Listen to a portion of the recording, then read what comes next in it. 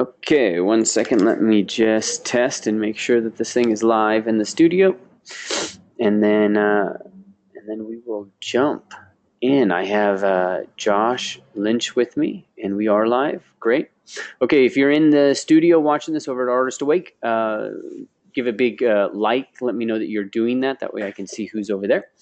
And then you should see on one side of the screen, you should see me, and on the other side of the screen, you should see Josh Lynch and his art station. So we're going to get started here and just see what we can see today. These are part of the informal conversations, but as you can see, and as you kind of heard in the lead up to this, Josh Lynch has done an amazing amount of work here in substance designer and as an environment artist.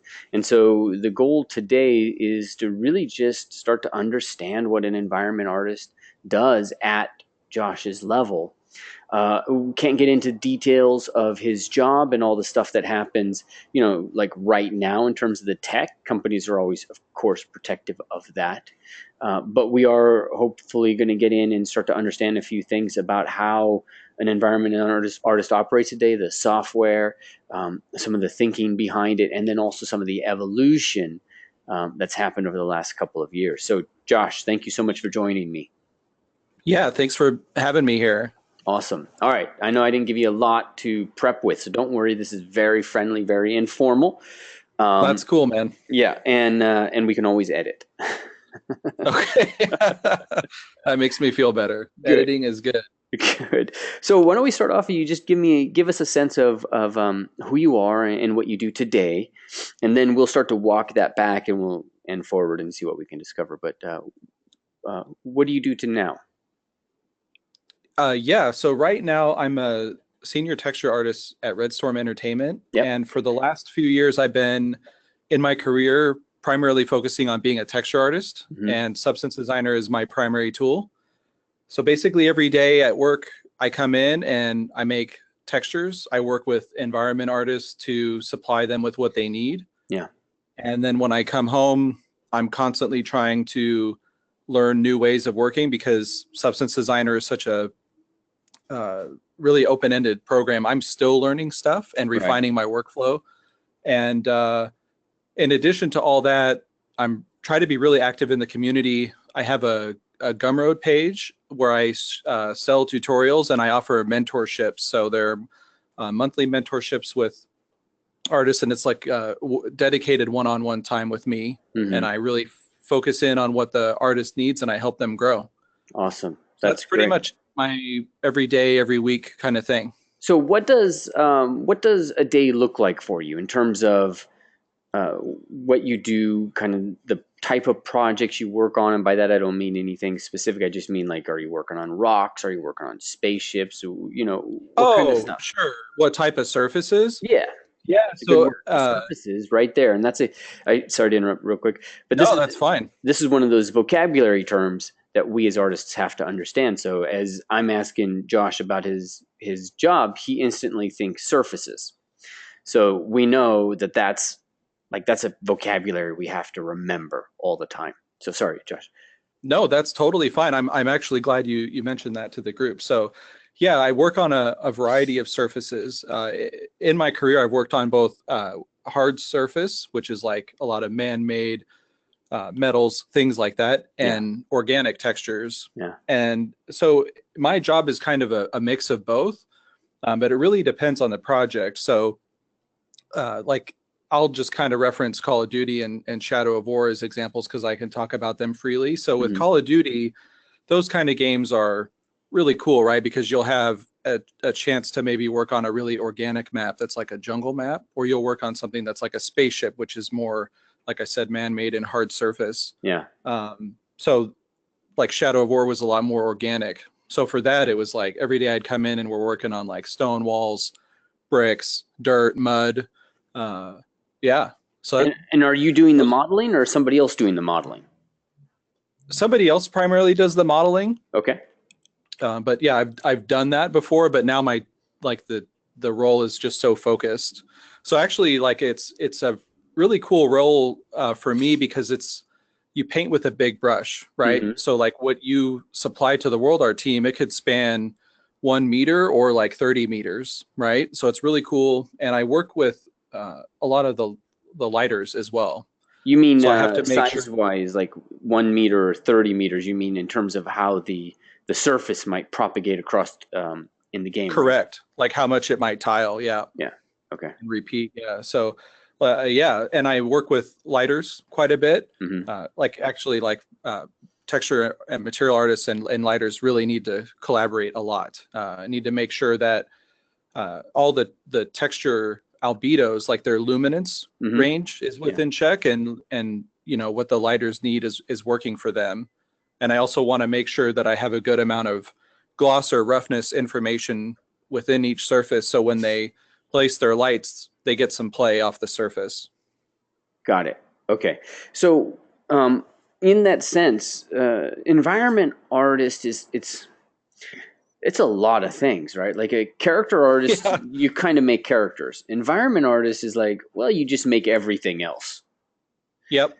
So, can you help me understand, like, what are the different, how does the position evolve? Because usually most people will come in kind of as a prop artist, right? Correct. Yep. And then what's the progression once they've done that, for what they do next? Yeah. So I think, yeah, like you mentioned, somebody that's more junior or associate level, whatever you want to call it, is going to come in as a prop artist. Hmm. And once they kind of show that they can create, a wide variety of props, it honestly, it depends on their career path they probably want to take. I think once you get good enough and experienced enough, your lead or your map lead, your overall lead, whatever you want to call it, will kind of recognize that and say, hey, do you want to, branch out and get into world art? Or do you want to kind of continue making props, and maybe we'll give you more complex props? Yeah. But it's a good way.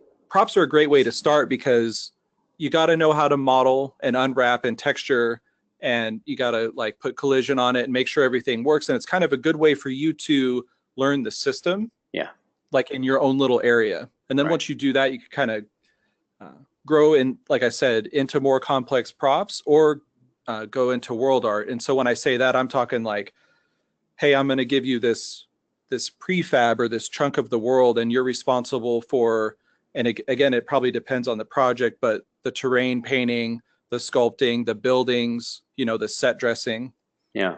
So like putting props around, making things feel lived in and alive, like somebody's been here. Okay, got it. Can Yeah. you what does a terrain look like? Like, we're at your art station right now, so you've got to create a part of the world. How do you start that process? You mean from a world art perspective or a Yeah, texture from a art world art. perspective? Oh man. Let me get in here. So I think, Oh, great. Yeah, we've got your art station. yeah, I loaded these all up so we could see. I'm trying to find an area. So just to be honest, like most of the stuff in here was done by another artist, and I just am showcasing the textures working here. But yeah, I actually kind of really like this shot. So I think this is a good example. So in this case, a lot of this is done in engine, Okay. right? It's not really made in Maya or Max and then brought in. It could be, but just in this case, it wasn't. Yeah. And then, like all this is just kind of simple geo, but what's working here is the cobblestone and then the puddles blending in and out. So I think this is a good example of some terrain. And then let me load up some Middle Earth stuff here. And let me get to the breakdown shots. Yeah, so I really like these. And this is kind of where we can talk about a good mix. Yeah, like this is a good shot here. I kind of favor this one. So working on Shadow of War, in this particular map, I worked with a really cool guy. His name was Wes, and he did a lot of the terrain painting here. Yeah. And basically what he did was he was in charge of taking all the textures that I created and blending them in. And he set up all the shader stuff in terms of like the order that they need to be, and also the overall undulation of the terrain, like the sculpting. Okay. Yeah. So how many? Does that answer your question? Or It does, and actually, we can look at this and dive in deeper. How many different surfaces are there in this image that he had to blend? Oh man, Well, I can tell you that for the terrain here, we had a good amount. We had, oh man, we had like I think for this terrain set, Yeah. I created I think about 16 in all. Wow. I don't. And you can see probably 16 terrain I or would. surfaces in I this. wouldn't say that you could see all 16 here. Maybe 4 or 5. Okay, got it. But just using that as an example, And so yeah, would like it be fair to say that the gravel or the sand is where somebody's walking, that's one particular oh, terrain. totally, yeah. And So like then this kind of yep. go. Oh, sorry. So I was going to say like this kind of is some sand here, and then we've got some loose gravel, and then we had some undulating rocks, And and that's then a this was separate more one. of like totally, and then this is like heavy duty gravel, and then we Right. actually had scree, which so for Shadow of War, a big thing was like visual language, Hmm. right? So everything was climbable pretty much, but on areas where we didn't want you to get to or you couldn't, we would place big boulders. So as you're kind of walking along, yeah, like I think this is a good representation. You can almost feel the path through here, right? Yeah. Like it's eye rested, it's smooth. You're like, oh, I can totally run through here, but I can't run. I don't know if you guys can see my cursor or not, but Yeah, we can. you can't run up in here. And Joby worked on these bushes. He did a great job.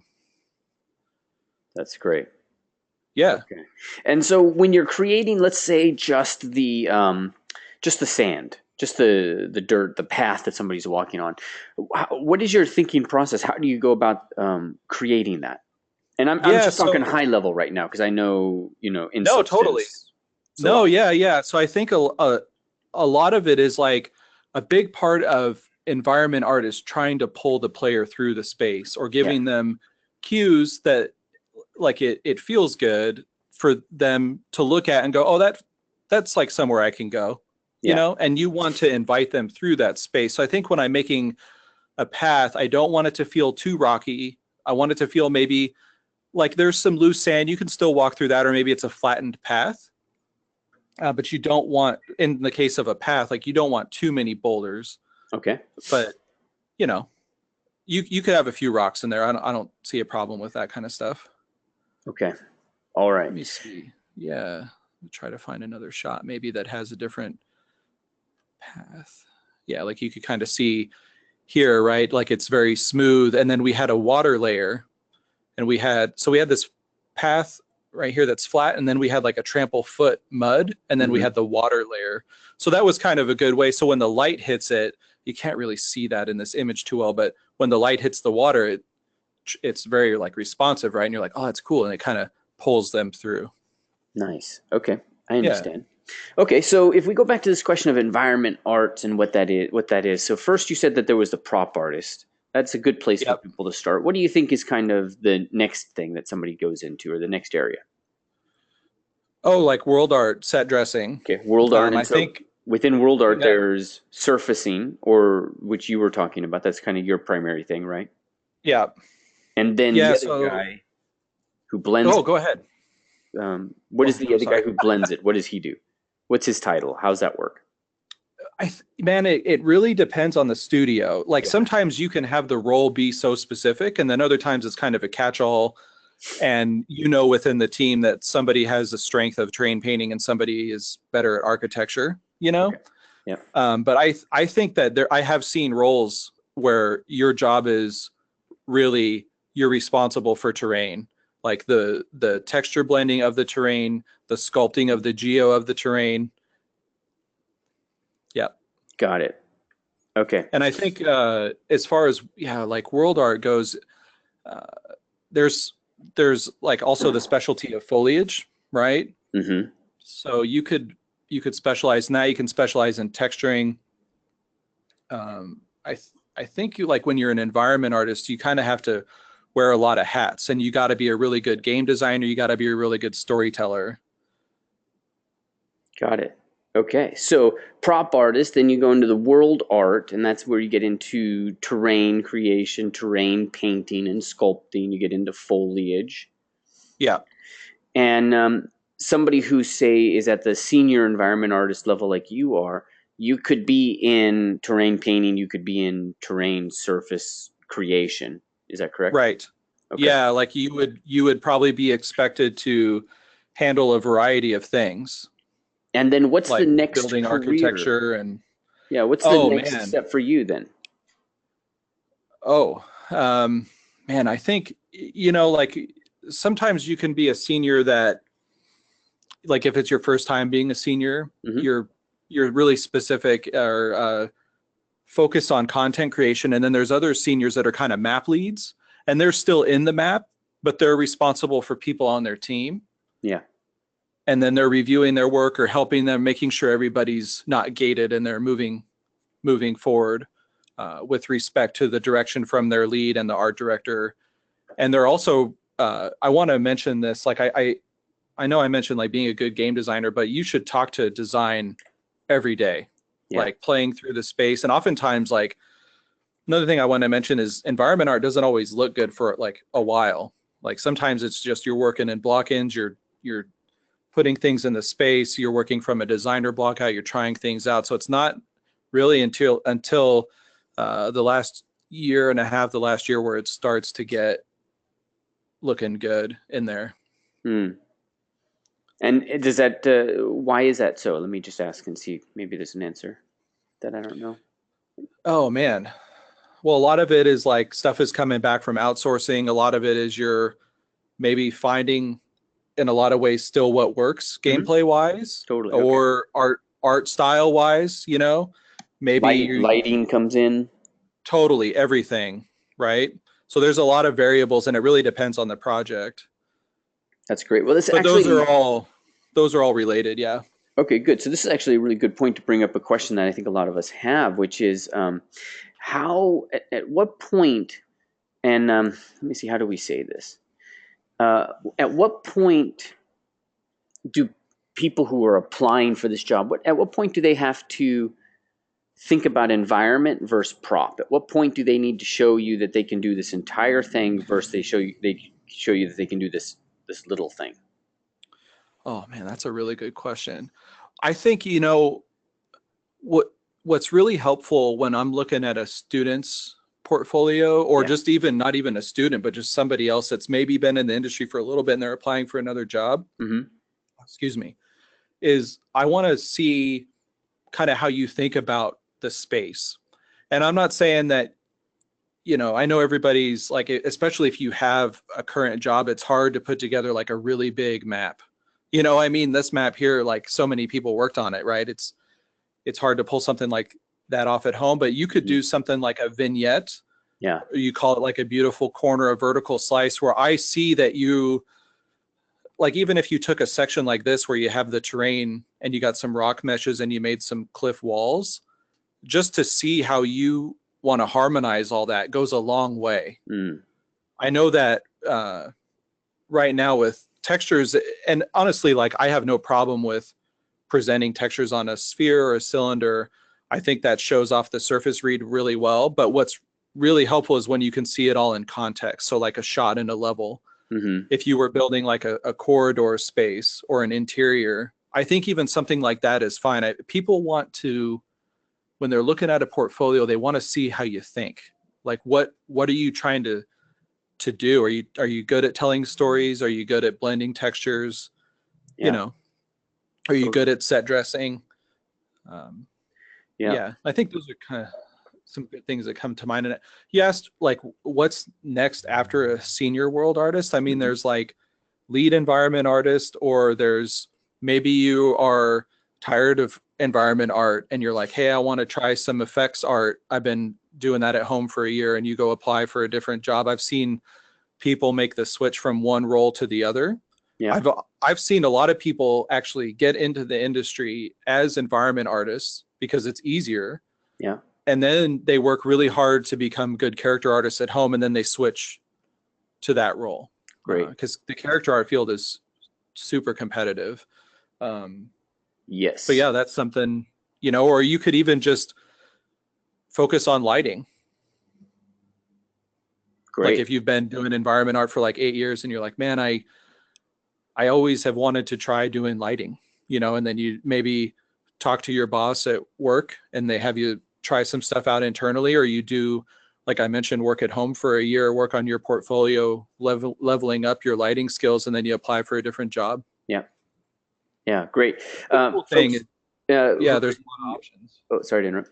So, folks who are in the audience, get your questions together. Try to get one question each, just so that your brain is working on this, right? Try to get one question, and then I'll be able to push those things through. And then so, Josh, I think if you have a moment, if you're willing, it'd be really cool to kind of see what you think, how you set things up inside of Substance, how you might set something up, or help somebody understand how you think about surfacing inside of Substance itself. Okay. Does anybody have it's hard for me to see the questions. Does anybody have maybe a specific thing they want to see covered? That's a great question. I can definitely open up Substance and plug in a few nodes. Yeah. So what would we want to see, folks? And I'm going to rack my mind right now to see what it is that somebody has done that they've needed. I can also just load up some of my personal work here and break it down a bit. You know, that might be the wisest. Although, if you don't mind, some kind of primer in the beginning. So, like, if we were to say 5 minutes, and all we're talking about is a ground plane that doesn't suck, right? Like, we got to do a ground plane because, you know, Ryan told us we got to do an environment now, and so they're putting the props together, and they just need a ground plane that just doesn't suck, that has some vibrancy to it. Okay. Yeah, this is like a speed challenge. I see what you're doing to me here. So like I'm just loaded up a graph by like straight up empty, and I'm going to talk about it this way. So I'm going to say that we're making a dirt. All right. And I'm going to space these out here. Forgive me. I know this is the boring part. No worries. Don't worry about this. This is all the stuff that, you know, we're all familiar with this. So. All right. So I try to group my nodes here in the way that I think about my texture coming together. Okay. So this is a big thing for me. I'm glad we're talking about this. I wanted to make sure that we're going to kind of get into this here. And I usually work height normal first. Okay. Then roughness or gloss, whatever you're doing, and then color. The reason is I really think a texture's almost like a character. I think each of them has a unique silhouette. So you should be able to tell kind of what a surface is without any color information. Like if you just put flat gray in there, you should know what asphalt is or brick or mud. Like you should get that feeling, right? So those are the kind of order of operations that I think about. And I think for terrain, there's so many kind of good nodes. I'll just throw a blend in here, and I'm going to just grab a clouds, and I'm going to grab like a fractal sun base, and I'm just going to grab a few things here just to bring in and kind of talk about what's going on there, what we might do with these. So I know you're really big into ZBrush, and I watched a lot of your tutorials back in the day, so thank you for that. Oh, thanks. And yeah, man, it's good stuff. Yeah, it's funny though, because number one, I haven't taught ZBrush actually in quite a while, but I was getting into this for the environment guys, and I was realizing, like, back when I was teaching it, ZBrush was very significant, but I think Substance has taken away a huge chunk of what was manual labor back then. Yeah, I think, man, I think, what's really interesting is that it's almost like if you think about it in this way, like when I was in school, ZBrush was the tool to know or to learn to kind of help you get a job. Yeah. I think right now Substance is it. Yeah. And I think what we're going to see later is more procedural workflows being viable. So something like learning and knowing Houdini, or continuing to know Substance along with Houdini. I mean, there's a handful of really successful AAA titles that have recently come out that really used Houdini extensively. And I think, what's really cool about it is, you just mentioned like the heavy labor, right?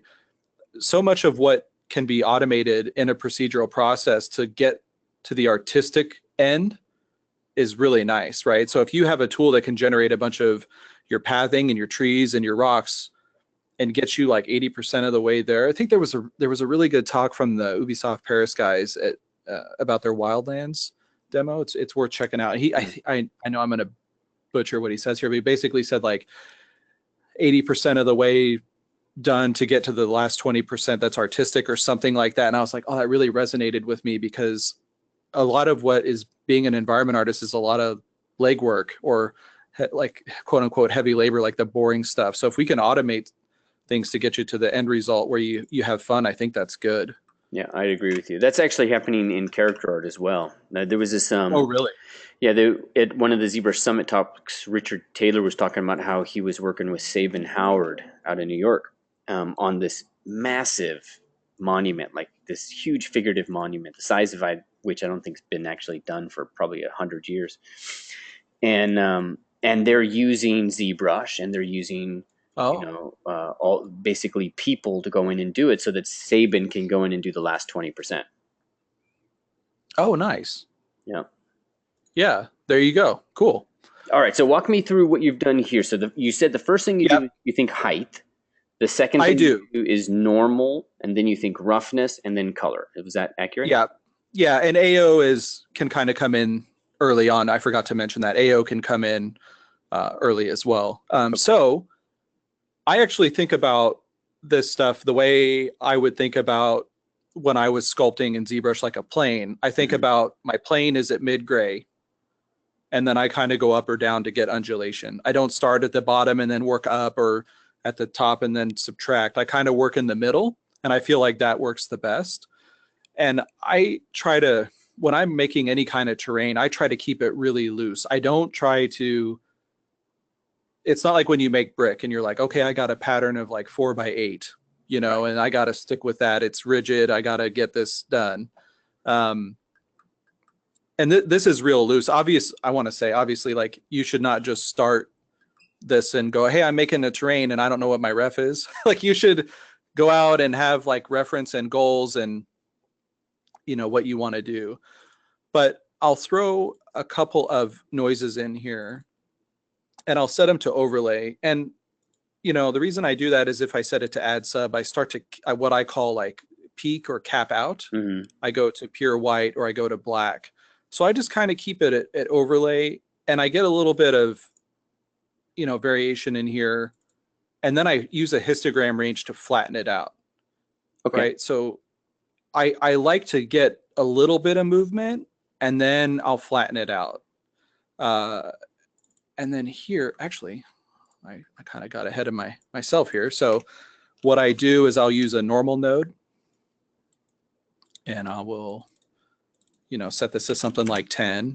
I think that's fair for now. Okay. And I want to mention, you don't want to ever do something like this, right? Where you know that Matte Cap and ZBrush where it's like the normal one, where you don't want to use that one. You want to download the good one. Yeah.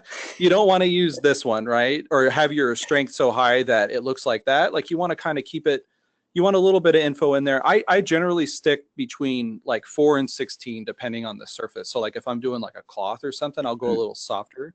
But I think 10's a good thing, to start with. And then I'm going to go ahead and hook up my height. And I'm going to go ahead and hook up my normal. And I'm going to say view outputs in 3D, kind of, oh yes, NVIDIA. So I set our file to be metal roughness. So I'm going to go ahead and set our shader in here in definition, metal rough, tessellation. I'll just kind of leave that up there for the folks at home watching later. Okay. And I'll go ahead and do tessellation factor, excuse me, up to 64. And really, this should not be any kind of taxing thing on your machine. It's not like Marmoset where it gets a little bit taxing. And then another thing I want to mention, I work with my scale at 1. And I find that like when you have your scale at 1, you're seeing the full range of what your height map is going to do. Okay. And you'll notice that all of this is black and shiny. So I'm going to go ahead and just drop in a couple of uniform colors here. For our roughness, I'm going to switch it to grayscale, and I'm going to just take it up. So I'm going for a more matte look. Mm-hmm. And then for my color, one thing that's important to mention is, gray in terms of PBR is not 128. It's actually like 186. So what I'm going to do is kind of set this up here. So we kind of get that. And you could go like down here. I just kind of like the brighter look, I guess, when I'm working. And for AO, let's go ahead and get that going. So I'm going to, bring this in. And by default, this is set to 1 and 0.1. And we just kind of want to go ahead and knock that back. Something like that. And I'm going to add an output node, hook this up, and I have to, in order for us to get the AO to show up, I have to add the output node. So I'm going to go ahead and say ambient occlusion, and then I'm going to right click on this guy, view in 3D view, and say AO. So if I were to crank this up, we should see a lot of really dark shadowing going on. Okay. Oh, so, yeah, let's pause right there. How are you guys' brains doing? Yeah, sorry if I kind of went too fast or anything. No. It's just that Substance is very much, it's like that's the Houdini of texturing. Yep. It's definitely the one with. Yeah, we can pause and see if anybody has any questions about what I'm doing, if you want to do that. Any questions right now? So I saw all the questions you guys had to ask. I see those and I will get those. But any questions on where you're at right now? And you know the drill, just give a yes, no. That way I'm not wondering. If you have a question, just write yes, and then I know to pause for your question. If you're in the studio and you're watching this, we'll have to get yours later because there's a delay. Okay. It looks like they're all no, so I'll go ahead and keep going. Yep. Yeah. All right. And you interject at any time, Ryan, if you have a question about what I'm doing at all, feel free. Cool. Yeah, I was going to ask because now there's this other tangent that you have off the side that you're working on right now. So where's all of this going again? Yeah. So when I started, I just dropped in some nodes that I knew I was going to want to show you guys. Mm-hmm. So I wanted to get here first and then start introducing these things. So sorry if that's confusing to drop these in here, but yeah. So I really like the grunges that come with Substance. I think they're really good, and oftentimes it can kind of get you where you want to go really quickly, right? And so this guy here, if we blur it, that looks like some terrain undulation, right? Like in a height map. Mm-hmm. So I'm going to go ahead and just leave that like that. And I always kind of turn the quality to 1. I think on something like this, it's not going to really show up, but it's just something I do. And then I'm going to set this to overlay. And you use blend modes a lot, right? Oh yeah, you gotta. Yeah, that's the name of the game. Anytime you do something, you gotta add a blend. Okay. Yep. So I'm gonna just kind of go something like that, and I'm just trying to think about the shapes here, and I'll hit spacebar to get some tiling going. And at this point, if I'm making a surface like this, like a terrain, and I'm making whatever it is, a mud or a dirt, I'm going to try to get it into the game early and often and see how it feels next to a character. I'm not going to wait until I add all my rocks or my plants and get it looking pretty before I bring it in. I bring it in when it's ugly, mm-hmm. Early and ugly, So I think that's something that I want to make sure to mention. And what we're going to do is I'm going to hold shift and click and drag, and this is going to kind of grab this web or this connection point, and I'm going to drag it up here to this blend, and that's going to connect my output, or connect everything to the output of the blend. Okay. All right. So if we were to walk through the thinking, the first thing you do is you get some noise on there. And the noise is going into a blend. The blend is then going into there's a Photoshop filter, high pass, I think, that that does something like this histogram thing. It's kind of like that. Yeah. Yeah. Okay. Really, Oh, So yeah, let me go just ahead, keep man. going with Yeah, this, yeah, make sure I understand. So you've got the yeah. noise, and really what you're doing here, if I understand it correctly, is you're separating the noise blends from the grunge blends, and then blending those in. Is that accurate? Yeah, I mean, I actually didn't think about it like that, but in this case, that's what I'm doing. Okay. But there's no reason that I couldn't plug this one in or there Yeah. at any point. But no, that is actually what I'm doing.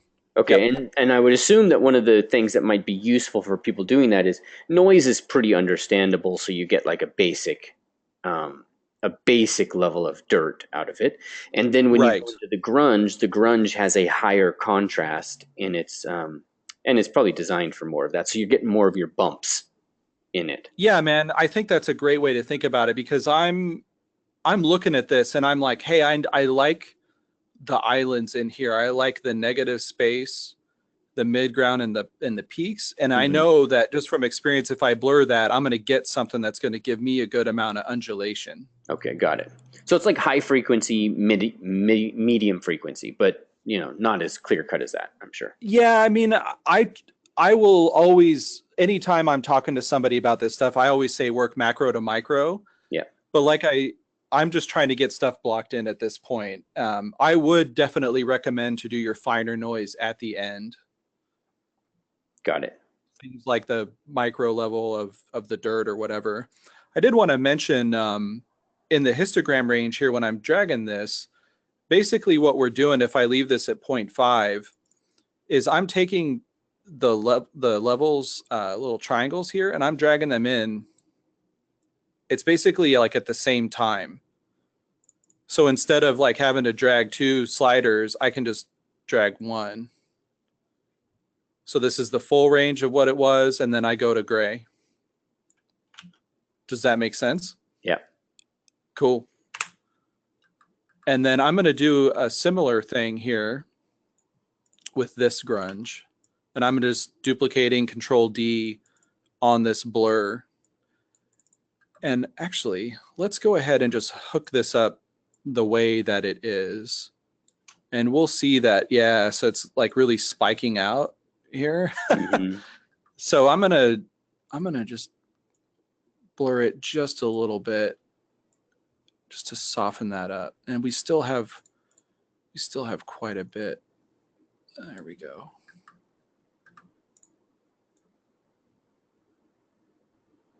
Yeah. So something like that. And then I think that, if I do overlay,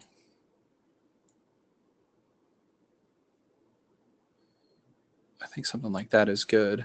And again, I'm looking for just variety here. And I kind of mentioned like silhouette. I know that it's not an actual silhouette, but I'm looking at the forms here, right? Like I have this, if I kind of zoom out, I can see that this is an island. And then I got a secondary island, secondary here. Hmm. And at any point, I can drag random seed over and I can change all this up.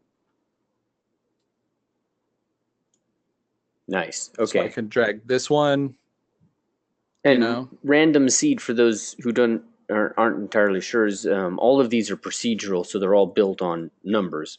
And random seed is just resetting the equation so that it's just going to have a slightly different number to it. You see the same thing inside of Zbrush in some of its in nano mesh things like that. Yeah. Like, and the thing that's cool is it's going to keep, like, if I kind of zoom in here, it's going to keep the same shape or noise language. It's just going to distribute it differently. Hmm. So I just to kind of add to what you just explained really well is that if I'm dragging this around, I'm not necessarily changing the look, but just the layout. Nice. That's a great way to say it. Not the look, but the layout. Yeah. But I think what you could see here now is like, again, I'm not working from any ref, but if I were to guess, I would say that this is a mud that's starting to dry Hmm. just by the feel I get from the height and the normal. And I know I mentioned height and the normal, but what I want to talk to you guys about is if I have this on, obviously, it's cool to see actual undulation, but we want to make sure that what we see here holds up without the height map displacing the terrain. We want to see that it holds up with the normal map carrying the weight. And I think that we're seeing that it does. Yeah, so like if I change this, I shouldn't necessarily see a drastic difference. And where I might see that is if I had my normal map strength set to like 1, but then I come in here and I take the displacement up, you can see that it's really pushing it up, but I'm not getting any shadow, right? I'm not getting any information from like the normal map. So I hope that that's clear. I think that's something that when I first started using Substance, I did not pay attention to at all. I was just trying to get it to do stuff, like to get it to work, you know? Yeah. And so, like over time, this has kind of been what I look at. Okay. So if you have no normal map, or if the normal map is just, if you're not paying attention to it, then you almost can't even see what you're doing. Yeah. Like if I disconnect it. Yeah, it's gone. And if I don't have like the AO on, I got nothing. Yeah. Okay. So it's so height, normal, AO, roughness, color. Yep. Got it.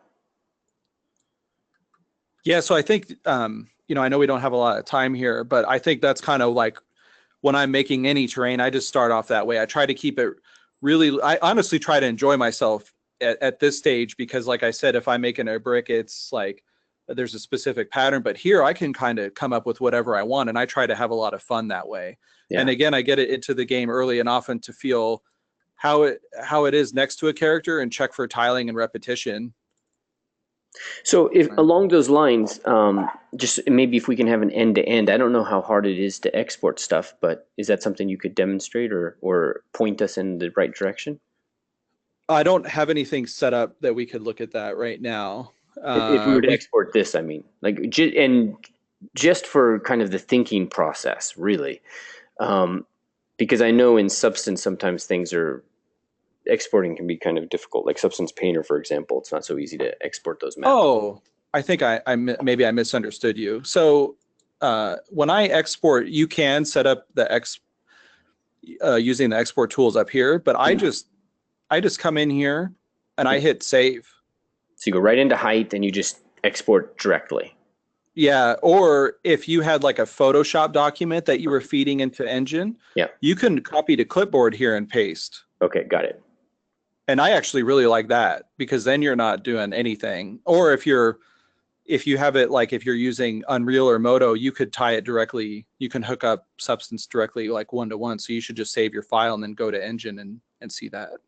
Okay, I understand that. So if you want to export, then just go into the map itself. So you select it, and then it's easier to just do it within that little interface. I like that, because sometimes when I'm working, I'm tuning a specific channel. Maybe I'm tuning the height and the normal, and I don't want to wait on the export of the other maps. Right. Or maybe I'm just working the color and I don't want to wait on the height and the normal. Mm-hmm. Got it. Another thing, I can't believe I forgot to mention this until now, is there's tiling in here. So if I change my mesh to this plain high res. Oh, nice. Okay, there you go. So this is a great way to. Yeah, I can't believe I didn't even think of that. Yeah.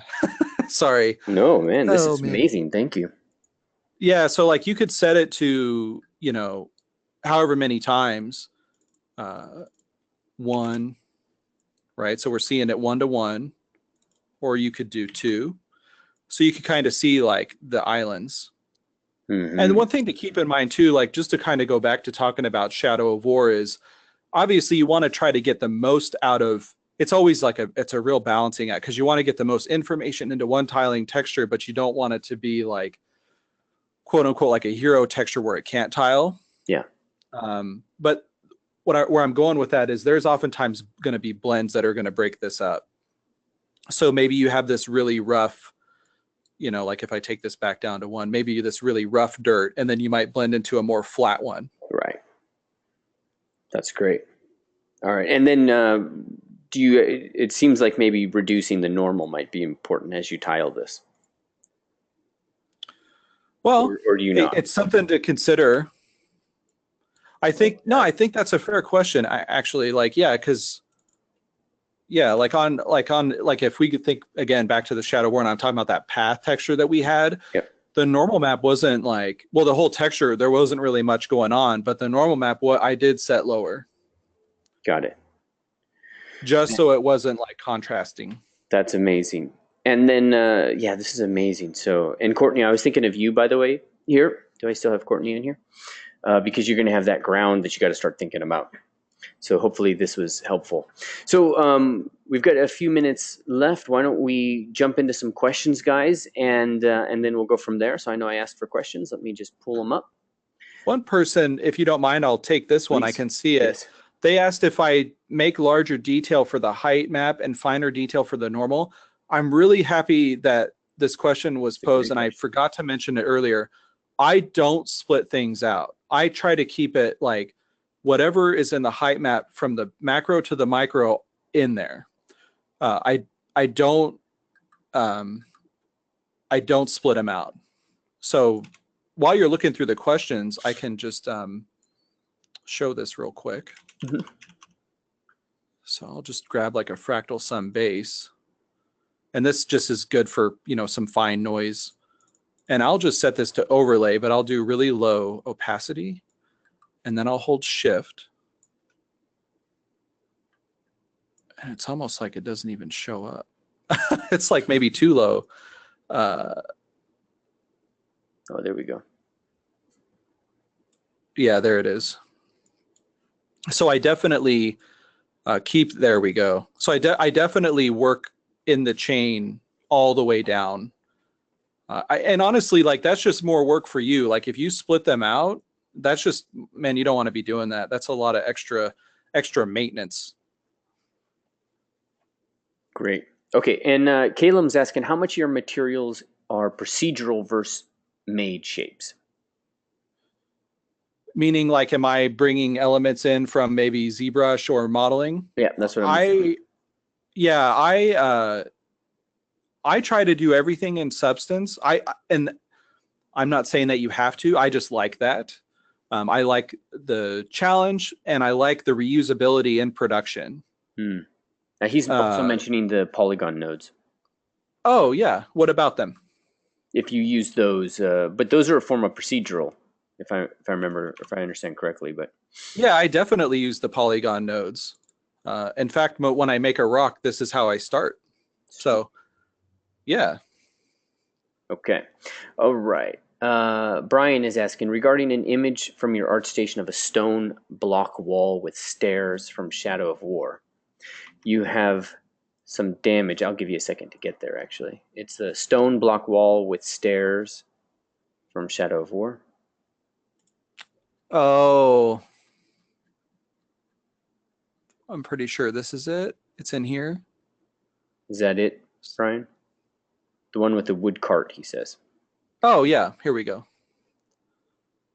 Okay. Is that it? Yep. Okay, so he's saying, oh, no, he's saying, no, that's not it. Send me a link, Brian. Send us a link. We'll come back to your question once you get that link in there. Isaac, how do you know when it is better to mix both ZBrush and Substance Designer to create materials? Oh man, I think you like whatever you feel like is best. I think at any point, yeah. All right. I know some really talented artists that work a lot in ZBrush, and then they just finish stuff in Substance using, you know, like they'll use the available nodes to maybe add fine noise, and then they'll finish their albedo and roughness in there or something like that. And Johannes is asking, do you handle level blockouts or someone else's job? And I think you already said that was someone else's job, right? Yeah, in the past I have, but yeah, like it is typically someone else's job, and sometimes most of the time it's a designer that blocks it out, and then an artist will do maybe a quick refinement on that block out. Mm-hmm. Yeah. Got it. Okay, and then Caleb's got another question. So this is an interesting one. How does environment art blend into technical art, technical art, particularly in these games that you work on? Oh man, I interface a lot with tech artists. You want to be friends with them. They are, man, I interface with them a lot, actually. They're great at like helping you make tools, but they're there to make sure that the game runs.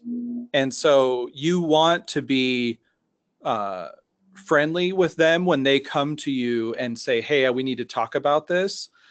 Because from their perspective, it's about the maintenance of the game running, right? They're not there to be like, I hate artists, I don't want you to make stuff look good. Like if they're coming to you to talk to you about something, it's because maybe you've accidentally hooked up the wrong shader, or just something is too expensive and they know of a way that, to help you reduce it, or they just want to have a discussion about that. Got it. Great. And then there was one more question that I really wanted to catch. Okay. So one of the things that we kind of we really highlight at the boot camp is this idea that it's the idea of hireableness. Like, what makes somebody hireable? And I'm working on the assumption that, say, traditional box education, the big schools, really just throw knowledge at you. And, the idea just being, just fill you up with knowledge. But at the boot camp, we want to compress time. We want to hack it. We want to make it as fast as possible, but make sure you're not skimping, right? Like we had Nalima. Actually, Nalima, I haven't told you this. Are you still online? You were rated a mid-level character artist position candidate by ArenaNet, by Alejandro. Mid-level, you skipped junior and you skipped entry, you skipped the whole thing. He just said, she's a mid-level candidate, and they would seriously consider you for a job. So the goal is to do exactly like that, what we had happen with Nalima, which is just to, bypass all the fuzzy stuff, get straight to the hard stuff that makes somebody hireable. So what is it in your mind that makes somebody hireable for your job? I know that when I answer this, I'm going to think about it 2 hours later and go, I wish I said that. Fair enough.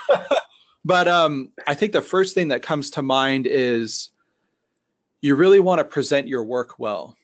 I know there's some guys on the character team that at Insomniac that like Gavin and Xavier, and Dustin, they really talk about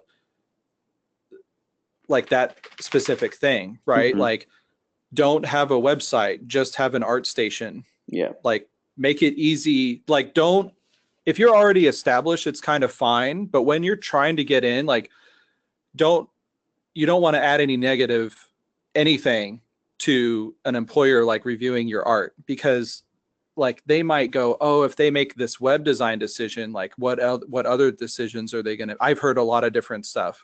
So just straight. Yeah. It's kind of weird. Like sometimes it's weird and then sometimes it's valid, but I just say straight up, yeah, use an art station template, and it's super clean. It's easy. And I think, presenting your work really well, use Marmoset. And I think a lot of stuff, like I know I'm an environment artist and this talk is about environment art, but I want to make sure to say, like, don't just show a proper character as a high poly only. Game art is a lot more than that. Game art is about, game res meshes, game res textures, and making something look good with all of those things working well together.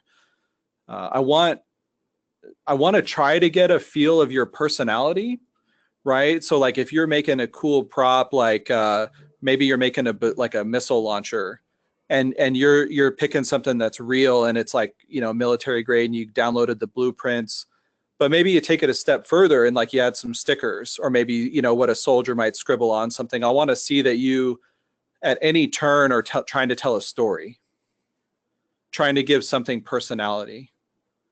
Those are like the things that come to mind right away when you ask that question. Got it. Great. Okay, and Brian sent us his the thing he was showing. Oh, do I scroll up in the chat log here? Yeah, it should be right there. Oh, okay. Oh yeah, sure. What about it? So let's jump back to his question. You have some damage on the trim above the stone blocks. Non-tiling damage is something I'm having trouble with. Did you use masks to isolate the damaged part? Yeah, so a lot of the stuff here, we used blends. Mm-hmm. Yeah, so we had masks, and we also, in some cases, didn't have a mask, and just on this specific piece of mesh, maybe they applied a different texture. But more often than not, for this project, it was a mask. Great. Does that And answer your and question? Yeah, Brian says yes. that's something that I would love to see if I'm looking at somebody's art. If they can show me blends, it's great. Okay, and by blends, where are we blending? Like, are we blending in designer, in substance, in? I'm thinking about like on a game asset. Mm-hmm. Yeah. So like if somebody were to show me like, let's take a, like if somebody sculpted a really cool rock in ZBrush and then they had maybe 2 or 3 rock textures that they're blending on that mesh. Right. So maybe you've got chunky rock, you've got flat rock, and then you've got moss. So I want to see how all those mix together. Okay, great. That's just one example. Okay, so a couple of the triggers that are really important for you in terms of getting of understanding that somebody's hireable. Number one, you want to make sure that they're thinking about the complexity, the layers, not just one thing, right? Yeah, I'm really trying to stress storytelling here. Yeah, And yeah, like that's been thinking a about common theme here.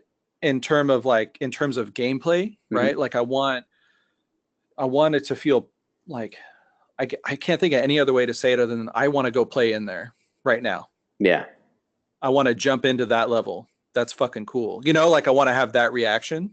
awesome. Yeah. That's great. And what is it that you think people really need to kind of communicate that? Do they need props and parts and pieces and models? Yeah, I would say like, yeah, like you'd want to have a good solid block out of your area, and then you'd want to have set dressing props. So maybe you have like, I don't know if you're building like a basement. Mm-hmm. So you got your solid block out and you got your pipes running through the ceiling. And then I'm just thinking about maybe if it's a residential thing, maybe there's a washer dryer down there. And maybe there's like, maybe when somebody's doing laundry, they're down there for a while and they got their dog bed because their dog likes to come down there with them and hang out while the laundry's going on. You know, I don't know. Yeah. But like I like those kind of things are like, I build a narrative from that without seeing a character or a dog. I'm just like, oh, that's a lived in area. You know, somebody goes downstairs to do their laundry here and they're down there for a while and they love their dog. Great. That's awesome. All right, guys. Any last minute questions? I think we are pretty solid. So I'll give it one sec. No, Somebody asked me about a difficult texture. Sari, thank you. Yeah, which was the difficult texture you made and what you learned from it?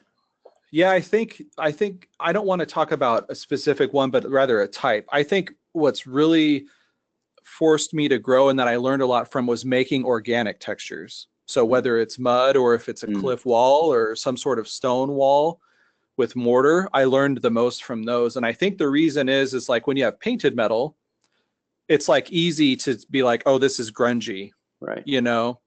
Obviously you want to take care to make a good painted metal, but it's hard to fool people when it comes to nature, right? Like they know what looks good. So I think that that's a big thing for me. Cool. Is doing nature stuff, and it forced me to grow. All right. Thanks, Josh. That was amazing, my friend. Thank you so much for kind of opening up your process and what you do. And if we could leave with just one thing, what I don't want to ask what kind of advice you would get, but what's one or two things that you think aspiring character or environment artists should kind of focus on? Is that software, or is it a particular kind of action that they should do? Yeah, let me talk about it this way. Mm-hmm. So obviously anybody can learn a tool, and you know at varying stages you'll be at a certain skill level or knowledge level about it, and your process will refine. But what you can't learn is like how to, you know, be like somebody you want to work with. Be somebody that a team will want to work with, right? Mm-hmm. Like, you know, if you're online, man, I can't people see a lot of stuff online and people are watching. So exercise tact. I think one thing for me is when I'm looking at 10,000 hours, I can't tell you, man, some of the stuff I've seen on there is like, that is not good. But you want to like curate a good web presence, right? And like be like a good, I want to say like a good ambassador, like be able to give good critique to your peers. You could not have a job, but you could have a pretty solid portfolio. And if I see you on Polycount or 10,000 hours and you're pretty consistent at like giving thoughtful and helpful feedback, that means a lot to me, because I'm going to say, oh, that's how you're going to be if we hire you. Totally. That's great advice.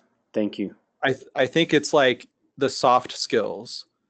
Those are things that are like, they're immensely underrated. And I know that some people are like timid online, and I get that. But one thing that, man, when I was in school, I would just cold email people. Like they didn't know me, I didn't know them. And this was before like, you know, Facebook was really taken off and everybody had their web presence and you could go on Twitch and type to somebody streaming. Like you should just reach out to people and don't get discouraged if they don't respond, because sometimes you never know what's going on in their life. But reach out to people, develop relationships, you know, be humble and be open to critique, but don't be shy. Awesome. That's great. Yep. All right, Josh, thank you so much. And for those of you who are out there watching, thank you guys for joining in here live and for being in the studio. And do me a favor, head over to the studio and immediately write one thing that you learned on this video and in this. And I'll make sure that Josh gets that so he gets some feedback from you guys about what you love. And you know where to find Josh. Art or gumroad.com, art of Josh Lynch, and he's also got his art station out there. So yeah, thank you, my friend.